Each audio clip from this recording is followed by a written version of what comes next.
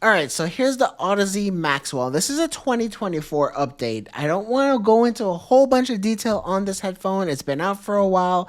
There's been some really good reviews on it. I just want to give a 2024 update after using some of the best gaming headsets out there. So, quickly, this has been touted as the best overall sounding gaming headset out there, probably even headphone at $300. That's mainly what I want to focus on today, but really quickly, I just want to talk about the build and the design. It's a very simple looking headset. It doesn't really command too much attention, which is always a good thing. But in terms of the build, it feels fantastic to me, but there's a lot of reports of the Maxwells not holding up to the test of time. They're breaking, etc. This uses planar magnetic drivers, which I'll get into, which typically are more fragile compared to traditional dynamic drivers, but I'm jumping ahead a little bit. Because I'm aware of the stories of this headphone breaking so much, I've been taking extra good care of it, and I haven't had any issues. But anyway, the entire headband area is made out of metal, and it's a really sturdy, high quality metal too. And this actual headband area is some type of protein leather. It looks like real leather, but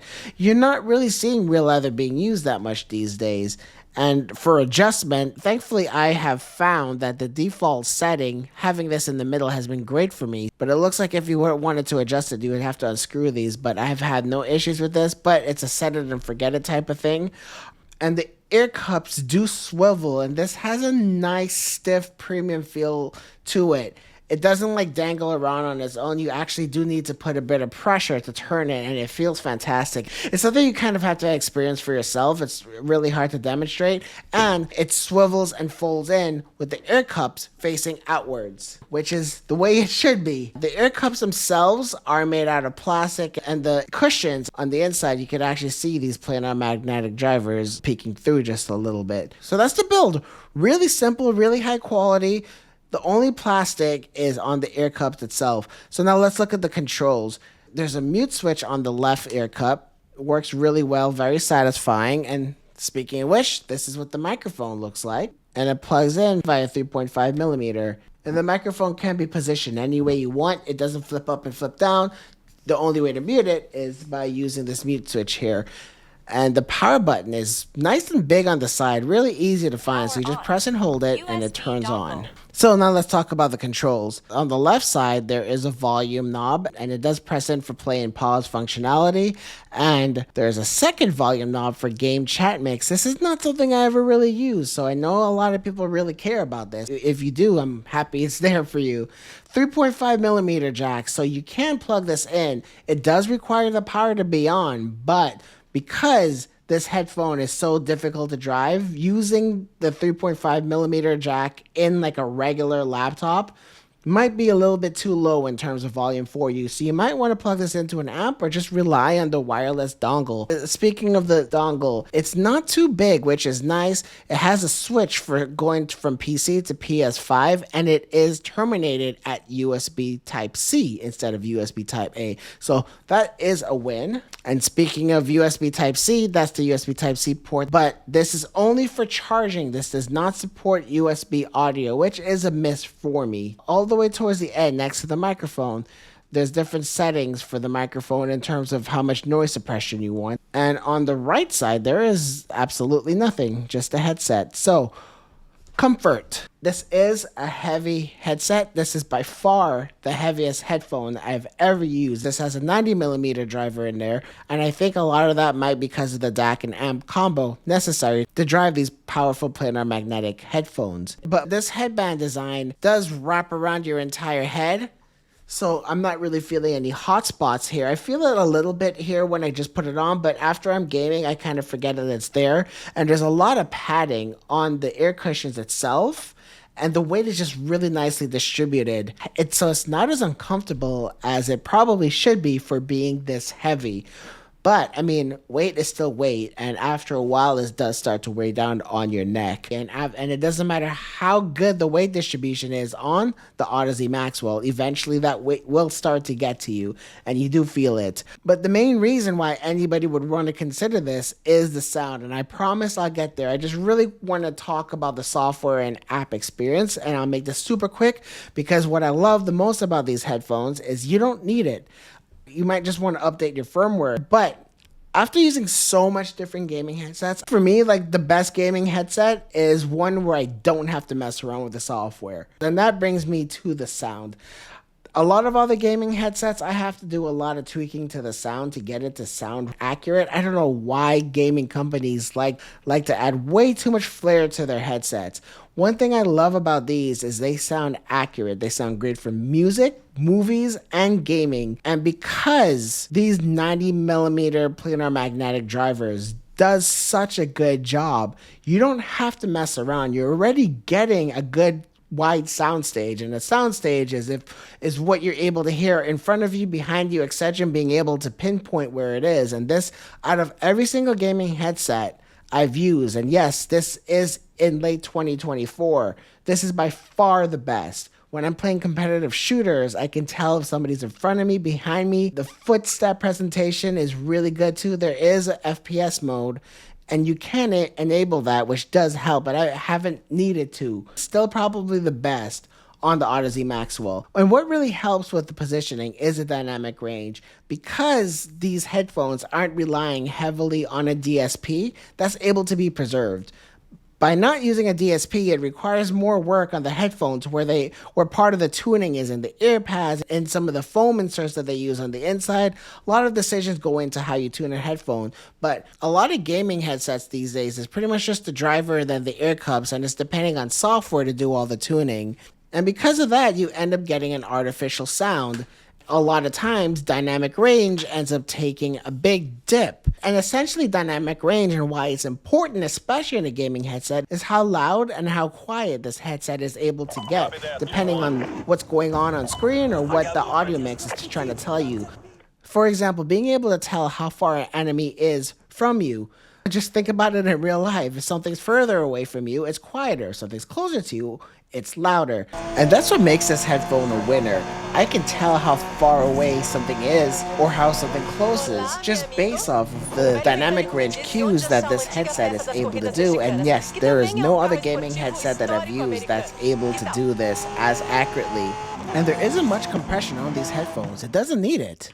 Adding compression essentially means reducing the dynamic range. So the main reason why companies decide to add compression to their headsets is because they're not able to resolve the nuance and fine details of the mix. These 90mm planar magnetic drivers are so good, Audeze does not need to add any type of compression to this headset. So because of how good the soundstage is and the dynamic range, I'm able to visualize enemies in a 360-degree area much better than any other headphone I have used by far. So those are two important aspects of a gaming headset, the dynamic range and the soundstage. So now let's get into the overall sound quality. The bass, okay, so if you're used to really overpowered bass, which is pretty much what every gaming headset is tuned for out the gate, I would recommend maybe not even installing the software on the Audeze Maxwells when you get them. Just leave them in their stock setting. The bass might not sound loud to you, because again, I just think your ears are not used to it. But give it some time. Give it like about 5 days and all of a sudden the bass would really open up. If you've seen other videos that have measurements, you'll see that it follows the Harman curve almost perfectly. So that's what it's supposed to sound like. And it's a fairly flat and even sound signature. And a lot of that delicate balance is what gives this the good soundstage that I talked about earlier. So if you start messing around with the EQ too much by bringing up the bass and increasing the treble too much, creating one of those smiley EQs or a V-shaped EQ, you're kind of defeating the purpose of getting a headset like this. If you know what you're doing, you can make small tweaks, etc. But I would say for the most part, just leave this in the Audeze preset and I promise the bass will start to open up. That being said, planar magnetic drivers aren't known for having loud bass. They're known for having very deep bass, but it doesn't get as loud. But because the bass doesn't get as loud but deep, it doesn't interfere with the rest of the mix of the audio. And I know I spent a lot of time talking about more like competitive style games, like footsteps and first-person shooters, etc. But what I really like about this is because planar magnetic drivers are so good and they resolve so much, you're able to not only hear all of the sound effects, but then the music tracks in single player games too. So it just creates like a really full sounding experience. And playing through some single player games, I'm able to hear some details that I have not been able to hear on these other headsets. Finally, because I mentioned how accurate this headset is, the timbre just comes through perfectly on every single thing. And if you don't know what timbre is, it's essentially the sound differences. Like I'll just use like a drastic example, like the difference between like a saxophone and a piano. Anyone can pick that apart. But with these headphones, and when you start getting into audiophile headphones, that's when you can start really starting to pick apart different things. Like, so I grew up playing guitar, and when I'm listening to these, and especially with those audiophile headphones, I'm able to tell the different types of guitars. Sometimes I can tell whether it's a Gibson Les Paul guitar or a Fender guitar. Sometimes even the different pickups they're using, if they're using a pick or if they're finger picking, etc. With good headphones, you start to unlock that. And I know this is a gaming headset video, but like let's take that a little bit further. If you're playing Call of Duty, every single gun sounds different with good quality headphones. And again, I'm not able to really get it with any of the other great gaming headsets that came out in 2024. You can start to tell the different guns apart when you're playing multiplayer. And if you're a racing fan, every engine sounds different. So you kind of get where I'm going. And especially with AAA developers, they have some great sound engineers working on audio on their games. So that's another reason why you don't want to start coloring up the sound that they worked on. So I don't know. I can go on and on and on about how good this is compared to a lot of the other headsets. So that's why in 2024, this is still the king in terms of audio quality only. Now, I mean, that doesn't mean it's the best for everyone. Like I said, these are fragile. These have been known to break. If you go look at this on Amazon, they're telling you that this is frequently returned. And I think a lot of this is because of how delicate it is and how easy it has been to break for other people. So I wouldn't recommend traveling with this or anything. And at the end of the day, this thing is still heavy. And when you put it on, it blocks out sound. It does a good job isolating noise, but that's not always something you need. There's going to be some people who need to be able to hear their surroundings, and there's no transparency mode on these headphones, and there's also noise cancellation if you do need any further noise isolation. Maybe you need better mic quality. The mic quality on this is good, but it's not amazing. And also, there's a lot of gaming headsets now that are almost as good as this, but they're much lighter and in some cases cheaper. But with that being said, if all you care about is audio quality, then these are it for you. And I don't know if anything's going to top this. We've been getting good stuff this year with 60mm drivers. A few out there with 50mm graphene drivers and even titanium coated drivers. But at the end of the day, this Audeze Maxwell is better than just about every other gaming headset out there that's made by a big gaming company, including all the Razers, the Corsairs, the ROGs, Alienware, etc. I mean, everybody's gotten much better, but there's a reason why this is still the best out there.